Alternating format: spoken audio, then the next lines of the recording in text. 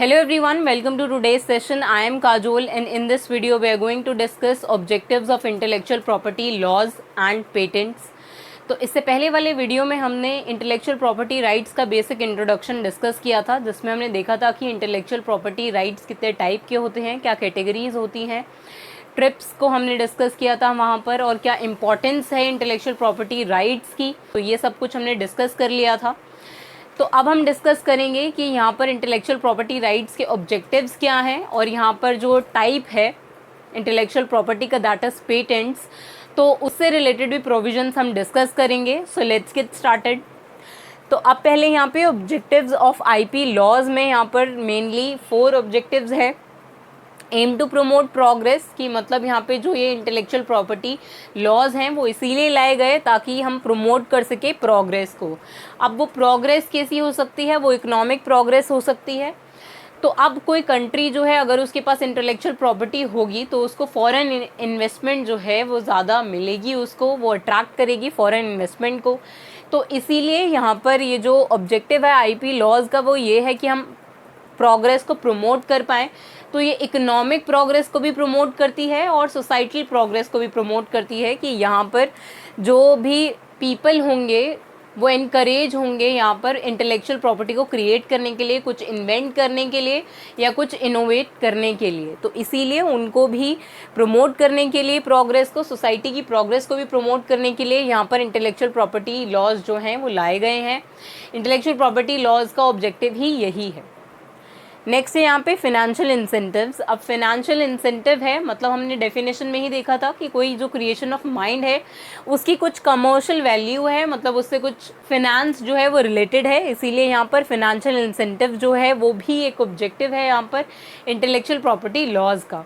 तो अब यहाँ पे फिनेंशियल इंसेंटिव जो हैं वो कैसे हो सकते हैं। लेट्स से अब एक पर्सन है और मान लेते हैं इसका इंटेलेक्चुअल प्रॉपर्टी राइट है, इसके कोई भी लेट्स से कॉपीराइट है इसके पास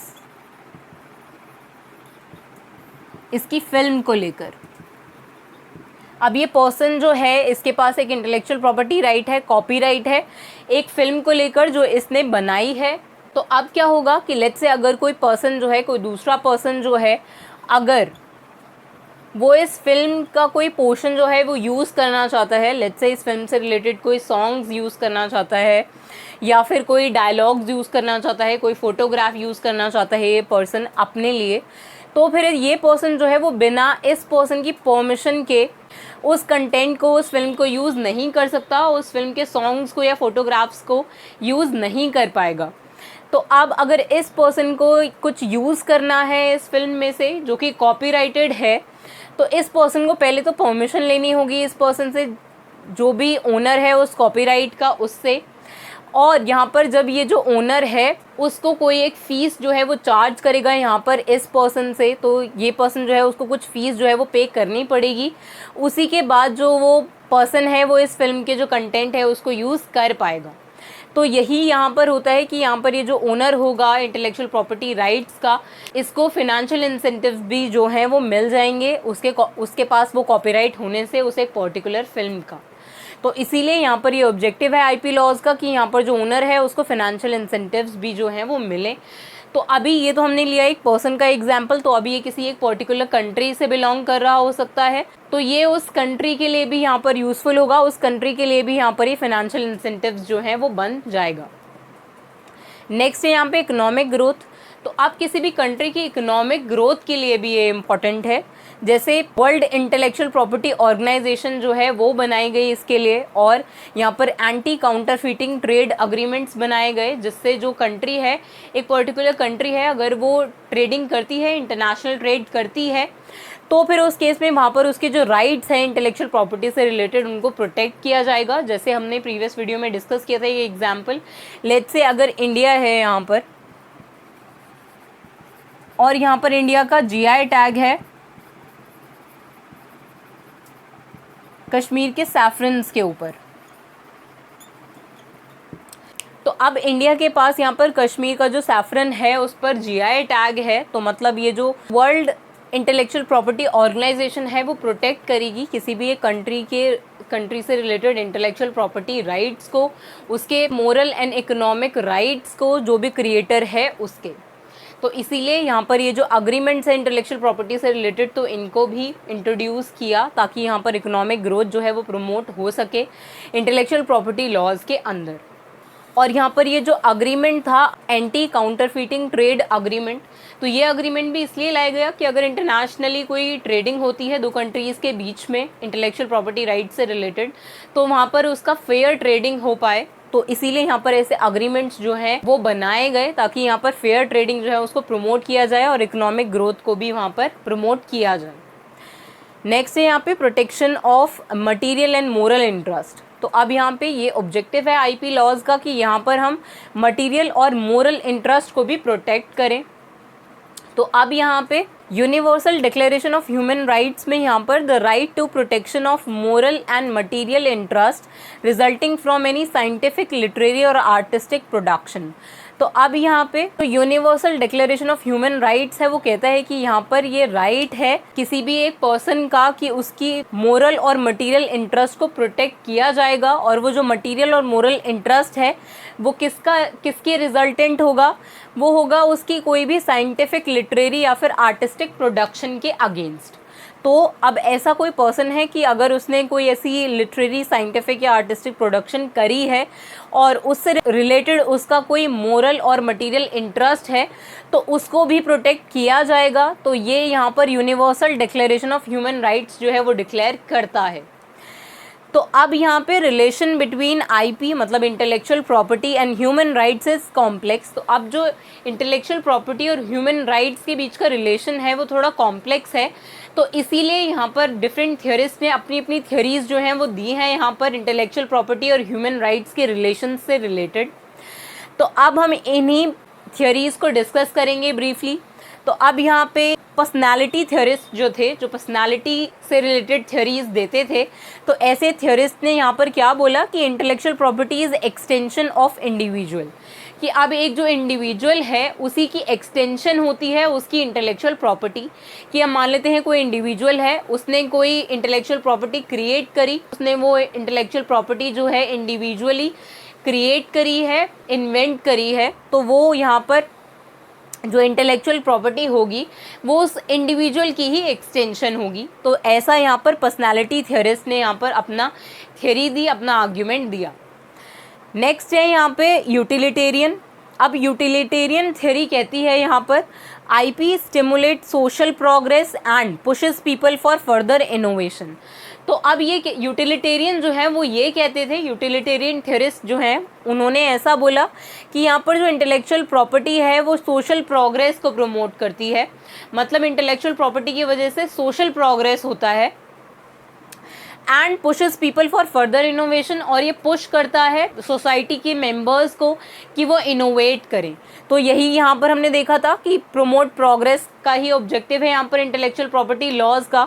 तो यही यहाँ पर यूटिलिटेरियन कहते हैं। तो यूटिलिटेरियन थ्योरिस्ट जो थे वो एक्चुअली सोशली सोचते थे, सोशली आर्ग्यूमेंट देते थे कि जिसमें सबका इंटरेस्ट हो, सोसाइटी का इंटरेस्ट हो।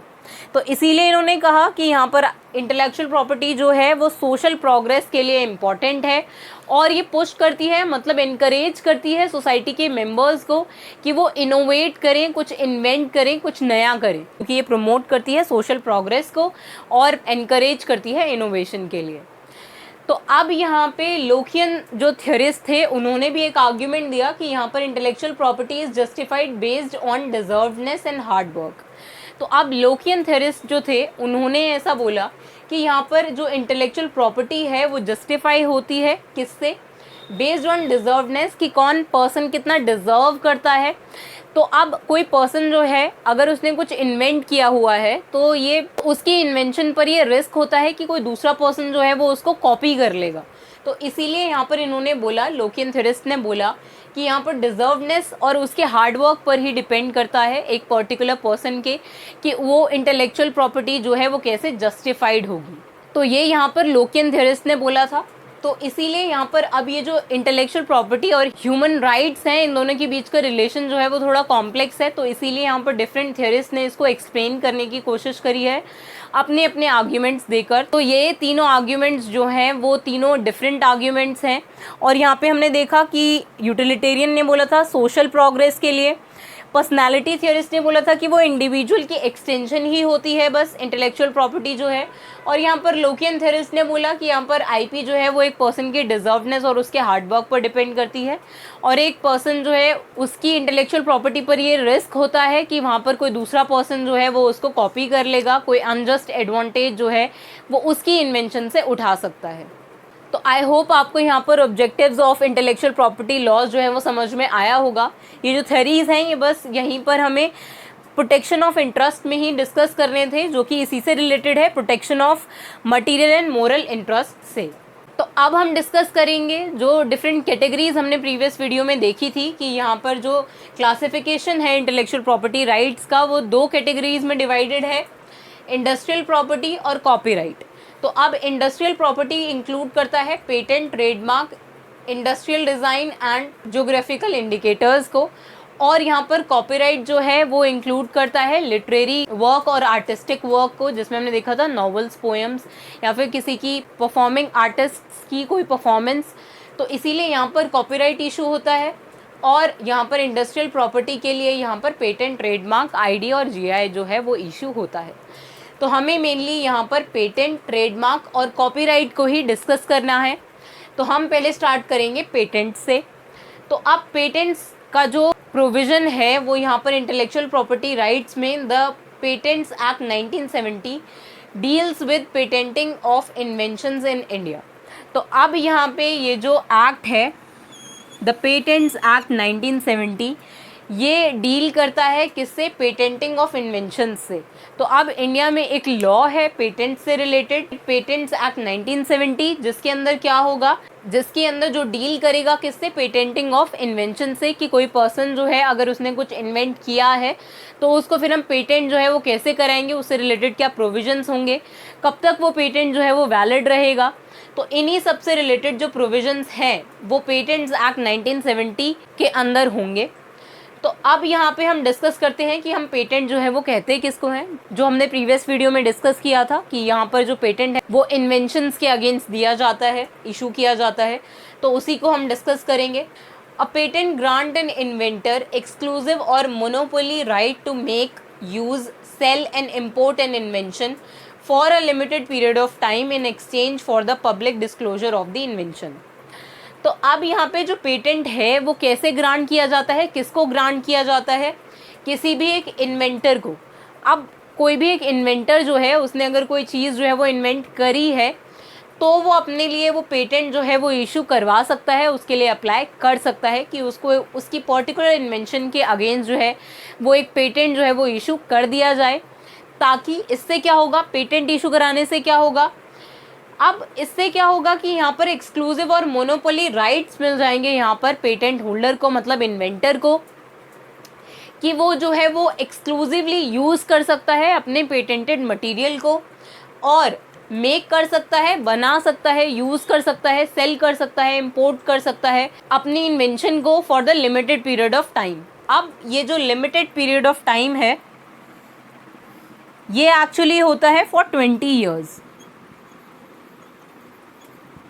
तो यहाँ पे कोई भी जो पेटेंट है वो सिर्फ 20 ईयर्स के लिए ही इशू होता है।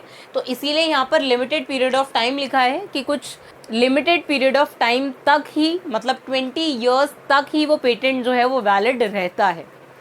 तो इसीलिए अब ये जो पर्सन होगा, जो इन्वेंटर होगा, वो एक्सक्लूसिवली यूज़ कर सकता है, मोनोपोली होगी उसकी उसके इन्वेंशन के ऊपर, और यहाँ पर वो लिमिट कर सकता है दूसरे लोगों को कि वो उसका पेटेंट जो है वो यूज़ ना करें। अब ये जो पेटेंट है वो किससे रिलेटेड हो सकता है, यहाँ पर any new useful non obvious solution. तो अब वो जो कोई भी इन्वेंशन होगी वो यहाँ पर न्यू होनी चाहिए, यूज़फुल होनी चाहिए, और वो नॉन ऑब्वियस होनी चाहिए कि कोई ऑब्वियस चीज़ पे अगर कोई ऑब्वियस सोल्यूशन आपने ढूंढ लिया तो उसके अगेंस्ट आप जो पेटेंट है वो इशू नहीं करवा सकते। तो वो चीज़ जो है वो न्यू होनी चाहिए, नई चीज़ होनी चाहिए, जिसको आपने इन्वेंट किया है वो न्यू होना चाहिए। तो इसीलिए हमने प्रीवियस वीडियो में इन्वेंशन और इनोवेशन का डिफरेंस जो है वो डिस्कस किया था, क्योंकि जो पेटेंट्स हैं वो इन्वेंशन के अगेंस्ट ही इशू किए जाते हैं, तो इन्वेंशंस जो हैं वो न्यू होती हैं। तो इसीलिए यहाँ पर any new useful and non obvious solution ढूंढ लिया है आपने अगर किसी चीज़ का, तो आपको उसके अगेंस्ट जो पेटेंट है वो इशू हो जाता है। तो अब वो पेटेंट जो है वो किस फॉर्म में हो सकता है? Solution to a technological problem which may be a product or a process. तो अब आपने कोई सोल्यूशन ढूंढ लिया है किसी भी एक टेक्नोलॉजिकल प्रॉब्लम का, और वो किस फॉर्म में हो सकता है? या तो वो प्रोडक्ट हो सकता है, कोई आपने कोई प्रोडक्ट इन्वेंट किया है, या फिर आपने कोई एक नया प्रोसेस जो है एक काम को करने का, वो न्यू प्रोसेस आपने इन्वेंट कर लिया है। तो सिर्फ इन्हीं चीज़ों के अगेंस्ट आपको पेटेंट जो है वो इशू हो सकता है, और वो भी आपको सिर्फ 20 ईयर्स के लिए ही इशू होता है। 20 ईयर्स तक आपका उस पेटेंट पर एक्सक्लूसिव राइट रहेगा, आपकी मोनोपोली रहेगी। आप दूसरे जो लोग हैं उनको लिमिट कर सकते हैं कि वो आपकी इन्वेंशन का यूज़ ना करें आपकी परमिशन के बिना। तो इसीलिए यहाँ पर कोई भी एक न्यू यूज़फुल और नॉन ऑब्वियस सोल्यूशन होना चाहिए किसी भी टेक्नोलॉजिकल प्रॉब्लम का, वो प्रोडक्ट या प्रोसेस की फॉर्म में भी हो सकता है, तो उसके अगेंस्ट आपको पेटेंट जो है वो इशू हो जाएगा। और ये सारे प्रोविजंस जो हैं वो पेटेंट्स एक्ट 1970 के अंदर हैं, तो इसी के जो प्रोविज़न होंगे वो अप्लाई होंगे पेटेंट के इन्वेंटर के ऊपर भी। तो अब यहाँ पे हमने डिस्कस कर लिया कि पेटेंट्स जो है वो हम कहते किसको हैं, इससे रिलेटेड कौन सा एक्ट है जो एप्लीकेबल होता है इंडिया में। तो अब हम आगे डिस्कस करेंगे कि इंडिया का क्या प्रोसीजर है पेटेंट्स को इशू करवाने का, आपको कौन कौन से स्टेप्स जो हैं वो फॉलो करने होते हैं अगर आपने कोई चीज़ इन्वेंट करी है और आपको उसके अगेंस्ट पेटेंट जो है वो इशू करवाना है, तो आपको कहाँ अप्लाई करना पड़ेगा, कैसे अप्लाई करना पड़ेगा। तो इसीलिए हम वो सारा प्रोसीजर भी जो है वो भी डिस्कस करेंगे। तो अभी यहाँ पे आप समझ गए होंगे कि यहाँ पे जो पेटेंट है वो लिमिटेड पीरियड ऑफ टाइम के लिए इशू होता है, किसी भी न्यू यूजफुल या नॉन ऑब्वियस सोल्यूशन के लिए यूज़ होगा। आपका वो जो इन्वेंशन है उसके ऊपर एक्सक्लूसिव और मोनोपोली राइट्स होंगे, आप लिमिट कर पाएंगे दूसरों को। और ये जो 20 ईयर्स का टाइम पीरियड है वो कब से स्टार्ट होगा? From the filing of the patent. जिस दिन को आपने फाइल किया है अपना पेटेंट, उस दिन से 20 ईयर्स तक आपका जो पेटेंट है वो वैलिड रहता है। तो ये जो 20 ईयर्स है वो from the date of filing for the patent है, कि हमको पेटेंट जो है वो ग्रांट कर दीजिए या इशू कर दीजिए। तो उसका जो प्रोसीजर है वो भी हम नेक्स्ट वीडियो में डिस्कस करेंगे। So that's it for this video. Thank you.